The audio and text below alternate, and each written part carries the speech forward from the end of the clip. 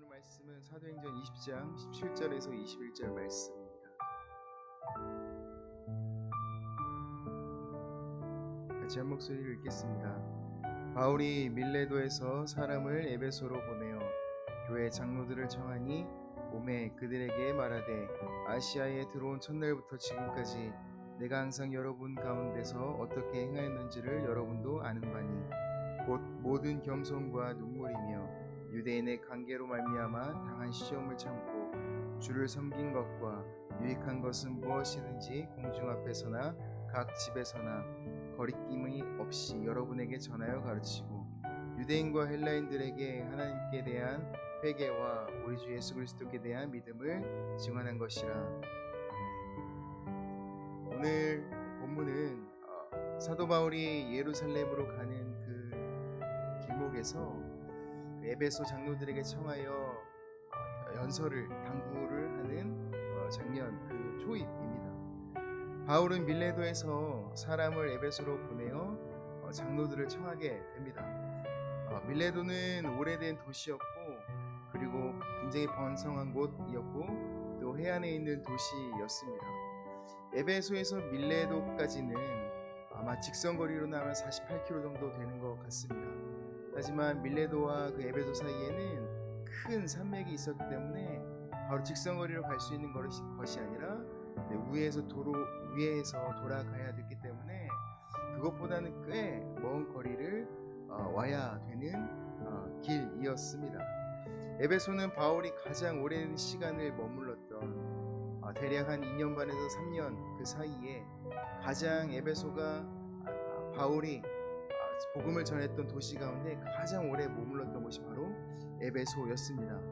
그렇기에 자신이 복음을 전한 그 지역 가운데 가장 오래 머무르며 그 복음을 전했던 그 에베소라는 곳은 굉장히 바울에게는 특별한 애정이 있는 도시였을 것입니다. 그리고 그곳에 세워진 아마 교회는 바울이 굉장히 많은 애정들을 가지고 있었던, 그래서 특별히 그 예루살렘에 가는 그 길목 가운데 그 짧은 시간이지만 그 에베소 장로들을 자기가 있는 그 밀레도로 불러 마지막 당부를 하는 그 본문이 바로 오늘 본문인 것입니다. 하지만 그 바울이 그곳에 밀레도에 머물면서 직접 갈 수도 있었지만 그 에베소의 사도행전 19장에 보면 그 소요 사태가 있었죠.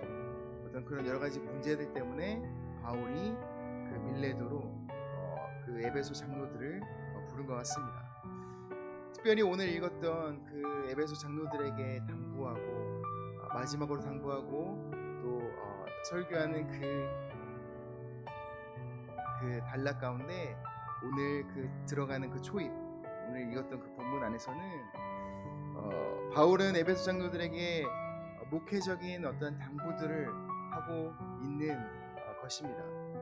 바울은 자신이 없는 상황에서 장로들이 어떻게 교인들을 목양해야 하는지를 권면을 하고 있는데 그 첫 도입부가 오늘 읽었던 저희들의 본문인 것입니다.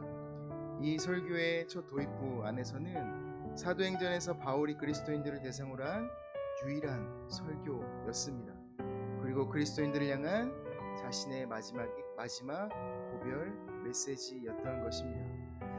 이 연설은 주로 바울이 그 장로들을 향한 권면적인 성격과 또 변증적인 성격이 담겨져 있습니다. 20장 18절을 보면 아시아 지방의 바울의 적대자들이 바울이 없는 동안 그의 회심자들이 바울에 대해서 나쁜 감정을 갖도록 그에 대한 사실을 왜곡시키려 했다는 것을 암시하고 있습니다. 바울은 20장 18절에 보면 내가 항상 여러분 가운데서 어떻게 행하였는지를 여러분도 다 알고 있습니다 라고 이야기를 하고 있습니다. 에베소 장로 여러분들이 알다시피 내가 여러분들 가운데 있으면서 2년 반 그리고 3년 그 사이에 있으면서 내가 여러분들에게 어떻게 행하는지 여러분들 다 아시지 않습니까? 라고 이야기를 하면서 자신이 에베소 교회가 가지고 있었던 그리고 갖게 될 그런 바울에 대한 오해들, 그것에 대해서 변증하려는 그런 바울의 모습들을 볼 수 있는 것입니다. 왜 이런 변증들을 바울은 하게 되는 것일까? 가만히 생각해 보면 바울이 썼던 그 많은 서신들, 대부분의 서신들 안에 그 첫 그 인사말에는 바울은 항상 그런 인사들을 자신이 복음을 전했던 그 서신서를 보냈던 교회들에게 이렇게 이야기를 하고 있습니다. 하나님의 뜻을 따라 그리스도 예수의 사도로 부름받은 나 바울은 이라는 자기소개를 항상 그 서신서 첫 머리에 바울은 넣고 있습니다. 이는 자신의 사도권을 의심하는 그런 사람들로 인해서 그 각 지방 지역에 있는 교회들이 자신을 의심하게 되는 것을 변증하고자 하는 나 사도로 부름받았어 라고 주장하고 있는 것입니다. 왜냐하면 그 당시에 사도라는 것은 사도행전 앞부분에 보면 두 가지 조건이 있었어요. 예수 그리스도와 함께 그 공생의 기간을 함께 동행했던 자, 그리고 예수 그리스도의 부활을 목격한 자, 이 두 가지가 충족돼야 됐지만 바울은 사람들이 봤을 때 너 예수 그리스도와 함께 동행했던 자 아니잖아, 예수님 살아계셨을 때 너 예수님과 함께 동행했던 사람 아니잖아 라고 이야기를 하고 있는 것이죠. 그렇기 때문에 바울은 사도라고 이야기할 수 없어. 그 얘기인 즉슨 어떤 의미냐면 바울이 전하는 그 복음은 가짜야. 바울이 전하는 그 복음은 그걸 믿을 수 없어. 그건 가짜야. 그가 전하는 말을 믿어서는 안 돼 라는 의심을 생기게 하는 것입니다. 그렇기 때문에 바울은 자신이 기독교인들에게 인정받지 못하는 것 때문에 나 사도야 라고 주장하는 것이 아니라, 혹여나 자신의 사도권이 의심받는 그 상황들 가운데 자신이 아니라 자신이 전하는 그 복음이 왜곡되는 것, 자신이 전하는 그 복음까지도 거짓이더라고 그리스도인들이 믿게 되는 것 때문에 바울은 자신의 사도권이, 자신이 사도라는 것을 주장하고 있는 것입니다. 여기서도 마찬가지인 것 같아요. 에베소 장로들에게 나 너희들 가운데 내가 어떻게 행하는지 너 알지? 내가 너희들에게 복음을 전했을 때 내가 얼마나 진실되게 행하며 그 복음을 너희들에게 전했는지 너희들 알지? 라고 이야기하고 있는 것은 자신이 사도권이 거부당하는 것, 인정받지 않는 것, 아니 그 정도쯤으로 바울은 자신이 사도권을 주장하고 있는 것이 아닙니다. 자신을 변정하고 있는 것이 아니에요. 사도 바울이 그 마지막 고별 설교, 특별히 그리스도인들에게 유일하게 했던 그 설교 안에서 그 첫 부분에 자신을 변증하는 그 이유는 자신이 2년 반 동안, 또 어쩌면 3년, 그 사이 그 오랜 기간 동안 전했던 그 복음이 자신의 사도권이 거부당하면서 자신의 사도권이 부정당함으로 말미암아 자신이 전했던 그 복음마저 그 땅에 있는 그리스도인들과 교회가 왜곡되이 받아들이고 또 그 복음마저 거짓으로 믿을까봐 바울은 그로 말미암아 자신의 사도권을 주장하고 있는 것입니다. 자신을 변증하고 있는 것입니다. 오늘 이 짧은 본문들을 바울이 굳이 예루살렘에 가는 그 길목 가운데 밀레도에 잠깐 머무는 그 순간까지도 그 먼 거리에 있는 에베소 장로들을 자신의 있는 곳까지 보내어 자신을 변증하고 있었던 그 이유, 이것을 묵상하면서 하나님께서 저에게 이런 질문들을, 이런 마음들을, 생각들을 하게 하시는 것 같아요. 나는 내가 내 삶으로 말미암아 내가 전하고 있는 그 복음, 또 내게 주신 그 복음이 다른 이들에게 왜곡되이 보여줄 수 있는 것을 염려하고 있을까?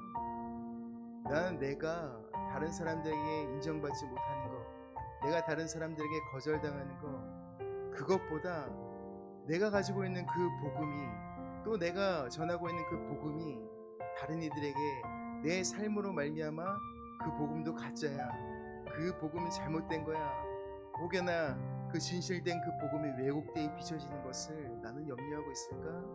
그런 생각들을 해보게 되었습니다.